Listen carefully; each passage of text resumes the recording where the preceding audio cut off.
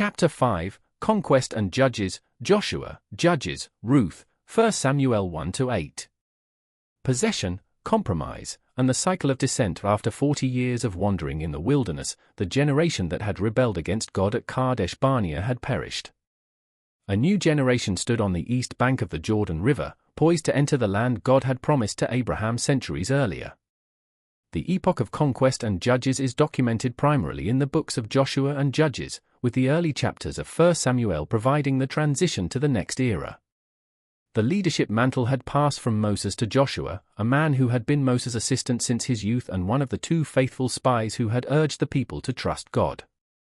God commissioned Joshua with these words, "Moses my servant is dead. Now then, you and all these people, get ready to cross the Jordan River into the land I am about to give to them, to the Israelites. I will give you every place where you set your foot, as I promised Moses. Your territory will extend from the desert to Lebanon, and from the great river, the Euphrates, all the Hittite country, to the Mediterranean Sea in the west. No one will be able to stand against you all the days of your life. As I was with Moses, so I will be with you, I will never leave you nor forsake you. Be strong and courageous, because you will lead these people to inherit the land I swore to their ancestors to give them. Be strong and very courageous. Be careful to obey all the law my servant Moses gave you, do not turn from it to the right or to the left, that you may be successful wherever you go. Keep this book of the law always on your lips, meditate on it day and night, so that you may be careful to do everything written in it. Then you will be prosperous and successful. Have I not commanded you? Be strong and courageous. Do not be afraid, do not be discouraged, for the Lord your God will be with you wherever you go." Joshua responded with faith and obedience. He commanded the officers of the people to prepare for the crossing and sent 2 spies to scout the land, especially the fortified city of Jericho. The spies entered Jericho and were sheltered by Rahab, a prostitute who had heard of the mighty works of God and expressed her faith. "I know that the Lord has given you this land and that a great fear of you has fallen on us, so that all who live in this country are melting in fear because of you. We have heard how the Lord dried up the water of the Red Sea for you when you came out of Egypt, and what you did to Sihon and Og, the 2 kings of the Amorites east of the Jordan, whom you completely destroyed. When we heard of it, our hearts melted in fear and everyone's courage failed because of you, for the Lord your God is God in heaven above and on the earth below." Rahab asked the spies to spare her and her family in exchange for her help, and they agreed, instructing her to tie a scarlet cord in her window as a sign. The spies returned to Joshua with a confident report, "The Lord has surely given the whole land into our hands, all the people are melting in fear because of us." Early the next morning, Joshua and all the Israelites set out from Shittim and went to the Jordan, where they camped before crossing. After 3 days, the officers went through the camp and gave the people their instructions. "When you see the Ark of the Covenant of the Lord your God, and the Levitical priests carrying it, you are to move out from your positions and follow it. Then you will know which way to go, since you have never been this way before. But keep a distance of about 2,000 cubits between you and the ark, do not go near it." The Lord then said to Joshua, "Today I will begin to exalt you in the eyes of all Israel, so they may know that I am with you as I was with Moses. Tell the priests who carry the Ark of the Covenant. When you reach the edge of the Jordan's waters, go and stand in the river." Joshua said to the Israelites, "Come here and listen to the words of the Lord your God. This is how you will know that the living God is among you and that he will certainly drive out before you the Canaanites, Hittites, Hivites, Perizzites, Girgashites, Amorites and Jebusites. See, the Ark of the Covenant of the Lord of all the earth will go into the Jordan ahead of you. Now then, choose 12 men from the tribes of Israel, 1 from each tribe. And as soon as the priests who carry the Ark of the Lord of all the earth, set foot in the Jordan, its waters flowing downstream will be cut off and stand up in a heap." So when the people broke camp to cross the Jordan, the priests carrying the Ark of the Covenant went ahead of them. Now the Jordan is at flood stage all during harvest. Yet as soon as the priests who carried the ark reached the Jordan and their feet touched the water's edge, the water from upstream stopped flowing. It piled up in a heap a great distance away, at a town called Adam in the vicinity of Zarethan, while the water flowing down to the Sea of the Arabah, that is, the Dead Sea, was completely cut off. So the people crossed over opposite Jericho. the priests who carried the Ark of the Covenant of the Lord stopped in the middle of the Jordan and stood on dry ground, while all Israel passed by until the whole nation had completed the crossing on dry ground. This miraculous crossing of the Jordan River was the first key event in this epoch, echoing the crossing of the Red Sea and demonstrating God's continued presence and power. Joshua then commanded 12 men, one from each tribe, to take up 12 stones from the middle of the Jordan, from where the priests had stood, to serve as a memorial. Joshua set up the stones in Gilgal and said to the Israelites, "In the future when your descendants ask their parents, 'What do these stones mean?' tell them, 'Israel crossed the Jordan on dry ground. For the Lord your God dried up the Jordan before you until you had crossed over. The Lord your God did to the Jordan what he had done to the Red Sea when he dried it up before us until we had crossed over. He did this so that all the peoples of the earth might know that the hand of the Lord is powerful and so that you might always fear the Lord your God.'" After the crossing, the Israelites camped at Gilgal and celebrated the Passover. The day after the Passover, that very day, they ate some of the produce of the land, unleavened bread and roasted grain. The manna stopped the day after they ate this food from the land. There was no longer any manna for the Israelites, but that year they ate the produce of Canaan. Now when Joshua was near Jericho, he looked up and saw a man standing in front of him with a drawn sword in his hand. Joshua went up to him and asked, "Are you for us or for our enemies?" "Neither," he replied, "but as commander of the army of the Lord I have now come." Then Joshua fell face down to the ground in reverence, and asked him, "What message does my Lord have for his servant?" The commander of the Lord's army replied, "Take off your sandals, for the place where you are standing is holy." And Joshua did so. The Lord then gave Joshua specific instructions for the conquest of Jericho. "See, I have delivered Jericho into your hands, along with its king and its fighting men. March around the city once with all the armed men. Do this for 6 days. Have 7 priests carry trumpets of ram's horns in front of the ark. On the 7th day, march around the city 7 times, with the priests blowing the trumpets. When you hear them sound a long blast on the trumpets, have the whole army give a loud shout, then the wall of the city will collapse and the army will go up, everyone straight in." Joshua faithfully carried out these instructions. For 6 days, the Israelites marched around Jericho once, with the priests blowing the trumpets and the Ark of the Covenant following. On the 7th day, they marched around 7 times. At the 7th time, when the priests sounded the trumpet blast, Joshua commanded the people, "Shout! For the Lord has given you the city." When the trumpet sounded, the army shouted, and at the sound of the trumpet, when the men gave a loud shout, the wall collapsed, so everyone charged straight in, and they took the city. They devoted the city to the Lord and destroyed with the sword every living thing in it, men and women, young and old, cattle, sheep and donkeys. Joshua said to the 2 men who had spied out the land, "Go into the prostitute's house and bring her out and all who belong to her, in accordance with your oath to her." So the young men who had done the spying went in and brought out Rahab, her father and mother, her brothers and sisters and all who belonged to her. They brought out her entire family and put them in a place outside the camp of Israel. The fall of Jericho was a demonstration of God's power and the importance of obedience. However, the next city, Ari, revealed the consequences of disobedience. Achan, from the tribe of Judah, took some of the devoted things from Jericho, violating God's command. As a result, when the Israelites attacked Ari, they were defeated, and about 36 Israelites were killed. Joshua tore his clothes and fell face down to the ground before the ark of the Lord, remaining there till evening. The Lord said to Joshua, "Stand up. What are you doing down on your face? Israel has sinned, they have violated my covenant, which I commanded them to keep. They have taken some of the devoted things, they have stolen, they have lied, they have put them with their own possessions. That is why the Israelites cannot stand against their enemies, they turn their backs and run because they have been made liable to destruction. I will not be with you anymore unless you destroy whatever among you is devoted to destruction." Through a process of elimination, Achan was identified as the culprit. He confessed, "It is true. I have sinned against the Lord, the God of Israel. This is what I have done. When I saw in the plunder a beautiful robe from Babylonia, 200 shekels of silver and a bar of gold weighing 50 shekels, I coveted them and took them. They are hidden in the ground inside my tent, with the silver underneath." Joshua and all Israel with him took Achan, the silver, the robe, the gold bar, his sons and daughters, his cattle, donkeys and sheep, his tent and all that he had, to the valley of Acre. Joshua said, "Why did you bring trouble on us? The Lord will bring trouble on you today."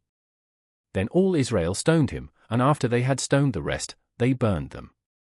Over Achan they heaped a large pile of rocks, which remains to this day. Then the Lord turned from his fierce anger. Therefore that place has been called the Valley of Acre ever since. After dealing with the sin in the camp, the Israelites attacked Ai again, this time following God's strategy and achieving victory. Joshua then built an altar on Mount Ebal, as Moses had commanded, and wrote on stones a copy of the law of Moses. He read all the words of the law, the blessings and the curses, just as it is written in the book of the law. There was not a word of all that Moses had commanded that Joshua did not read to the whole assembly of Israel, including the women and children, and the foreigners who lived among them. The conquest of Canaan continued with key military campaigns.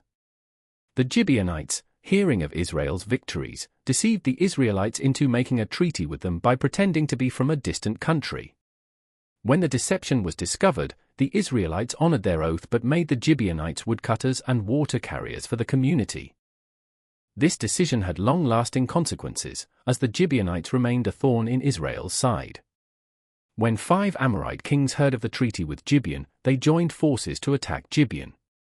The Gibeonites appealed to Joshua for help, and God assured Joshua of victory. "Do not be afraid of them, I have given them into your hand.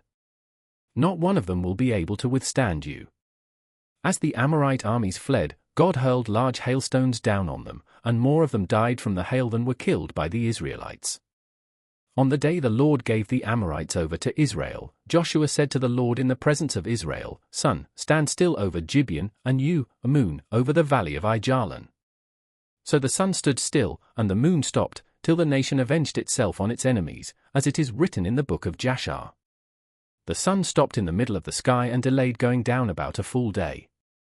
There has never been a day like it before or since, a day when the Lord listened to a human being. Surely the Lord was fighting for Israel. The conquest continued until Joshua was old and advanced in years. The land had rest from war, but there were still large areas to be taken. Joshua then divided the land among the 12 tribes, as God had commanded. The tribes of Reuben, Gad, and the half-tribe of Manasseh received their inheritance on the east side of the Jordan, as they had requested. The other tribes received their portions in Canaan, with the Levites receiving towns and pastureland scattered throughout the tribes, as they had no inheritance of land because the Lord was their inheritance. As Joshua neared the end of his life, he gathered all the tribes of Israel to Shechem and renewed the covenant with them. He recounted God's faithfulness from Abraham to their day, reminding them of all God had done for them. Then he challenged them, "Now fear the Lord and serve him with all faithfulness. Throw away the gods your ancestors worshipped beyond the Euphrates River and in Egypt, and serve the Lord. But if serving the Lord seems undesirable to you, then choose for yourselves this day whom you will serve, whether the gods your ancestors served beyond the Euphrates, or the gods of the Amorites, in whose land you are living. But as for me and my household, we will serve the Lord." The people replied, "Far be it from us to forsake the Lord to serve other gods. It was the Lord our God himself who brought us and our parents up out of Egypt, from that land of slavery, and performed those great signs before our eyes. He protected us on our entire journey and among all the nations through which we traveled. And the Lord drove out before us all the nations, including the Amorites, who lived in the land. We too will serve the Lord, because he is our God." Joshua said to the people, "You are not able to serve the Lord. He is a holy God, he is a jealous God. He will not forgive your rebellion and your sins. If you forsake the Lord and serve foreign gods, he will turn and bring disaster on you and make an end of you, after he has been good to you." But the people said to Joshua, "No. We will serve the Lord." Then Joshua said, "You are witnesses against yourselves that you have chosen to serve the Lord." "Yes, we are witnesses," they replied. "Now then," said Joshua, "throw away the foreign gods that are among you and yield your hearts to the Lord, the God of Israel." And the people said to Joshua, "We will serve the Lord our God and obey him." On that day Joshua made a covenant for the people, and there at Shechem he reaffirmed for them decrees and laws. And Joshua recorded these things in the book of the law of God. Then he took a large stone and set it up there under the oak near the holy place of the Lord. See, he said to all the people, this stone will be a witness against us. It has heard all the words the Lord has said to us. It will be a witness against you if you are untrue to your God. Then Joshua dismissed the people, each to their own inheritance. After these events, Joshua son of Nun, the servant of the Lord, died at the age of 110. And they buried him in the land of his inheritance, at Timnath-Serah in the hill country of Ephraim, north of Mount Gaash. Israel served the Lord throughout the lifetime of Joshua and of the elders who outlived him and who had experienced everything the Lord had done for Israel. However, the book of Judges tragically narrates Israel's failure to fully drive out the remaining inhabitants of the land, leading to spiritual compromise. After Joshua's death, a new generation grew up who knew neither the Lord nor what he had done for Israel. They did evil in the eyes of the Lord and served the Baals. They forsook the Lord, the God of their ancestors, who had brought them out of Egypt. They followed and worshipped various gods of the peoples around them. They aroused the Lord's anger because they forsook him and served Baal and the Ashtoreths. In his anger against Israel the Lord gave them into the hands of raiders who plundered them. He sold them into the hands of their enemies all around, whom they were no longer able to resist. Whenever Israel went out to fight, the hand of the Lord was against them to defeat them, just as he had sworn to them. They were in great distress. Then the Lord raised up judges, who saved them out of the hands of these raiders. Yet they would not listen to their judges but prostituted themselves to other gods and worshipped them. They quickly turned from the ways of their ancestors, who had been obedient to the Lord's commands. Whenever the Lord raised up a judge for them, he was with the judge and saved them out of the hands of their enemies as long as the judge lived, for the Lord relented because of their groaning under those who oppressed and afflicted them. But when the judge died, the people returned to ways even more corrupt than those of their ancestors, following other gods and serving and worshipping them. They refused to give up their evil practices and stubborn ways.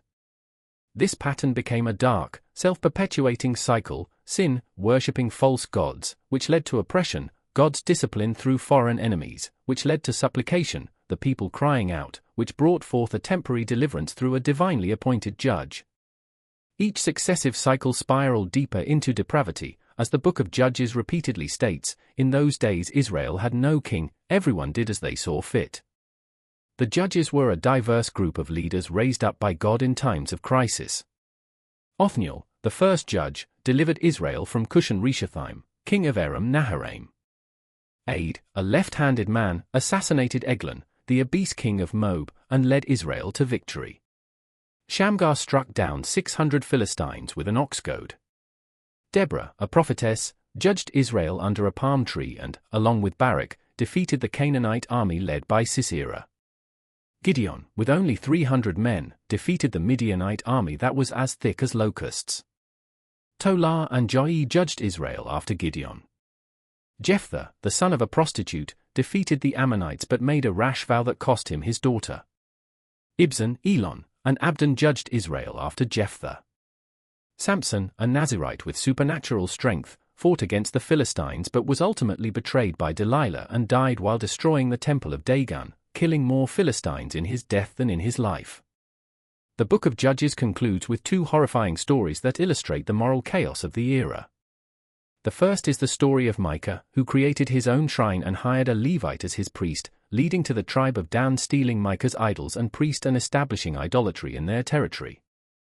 The second is the story of the Levite and his concubine, which begins with the Levite's concubine being raped and killed by men of Gibeah, leads to a civil war in which the tribe of Benjamin is almost annihilated, and ends with the men of Israel kidnapping women from Jabesh-Gilead to provide wives for the surviving Benjamites. These stories starkly reveal the consequences of the failure to fully obey God and drive out the inhabitants of the land. Standing in sharp contrast to this chaotic age is the beautiful supplemental book of Ruth. This narrative, set during the time of the Judges, highlights the covenant faithfulness of individuals. It begins with a famine in Judah, causing Elimelech, his wife Naomi, and their 2 sons to move to Moab. There, the sons marry Moabite women, Orpah and Ruth. After Elimelech and both sons die, Naomi decides to return to Judah and urges her daughters-in-law to stay in Moab. Orpah returns, but Ruth clings to Naomi, saying, "Don't urge me to leave you or to turn back from you. Where you go I will go, and where you stay I will stay. Your people will be my people and your God my God. Where you die I will die, and there I will be buried. May the Lord deal with me, be it ever so severely, if even death separates you and me." Naomi and Ruth return to Bethlehem at the beginning of the barley harvest. Ruth goes to glean in the fields to provide for herself and Naomi, and she ends up in the field of Boaz, a relative of Elimelech. Boaz notices Ruth and shows her kindness, instructing his workers to leave extra grain for her.